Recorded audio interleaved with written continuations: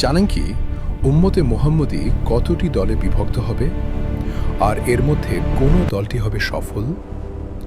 রাসূলুল্লাহ সাল্লাল্লাহু আলাইহি ওয়াসাল্লামের একটি সতর্কবার্তা আজ আমাদের জন্য অত্যন্ত গুরুত্বপূর্ণ।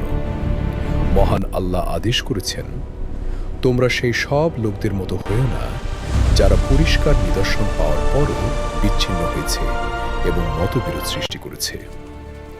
মুআবিয়া রাদিয়াল্লাহু আনহু বর্ণিত, রাসূলুল্লাহ সাল্লাল্লাহু আলাইহি ওয়াসাল্লাম বলেছেন, আহলে কিতাবরা ৭২ ভাগে বিভক্ত হয়েছিল, আর আমার উম্মত বিভক্ত হবে ৭৩ ভাগে। এর মধ্যে একটি দল ছাড়া বাকি সবাই হবে জাহান্নামী। সাহাবীরা জিজ্ঞেস করলেন, সেই সফল দলটি কোনটি? নবীজি সাল্লাল্লাহু আলাইহি ওয়াসাল্লাম বললেন, যারা জামাতভুক্ত। উম্মতের একটি দল তাদের খেয়াল খুশির এমনভাবে অনুসরণ করবে যেমনটি জলাতঙ্ক রোগ শরীরে ছড়িয়ে পড়ে।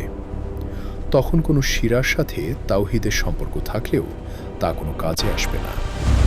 দলবাজি ও বিচ্ছিন্নতা নয়, বরং কোরআন ও সুন্নাহর ভিত্তিতে ঐক্যবদ্ধ থাকাই হল নাজাতের একমাত্র পথ। আল্লাহ আমাদের সঠিক পথে অবিচল রাখুন। আমিন।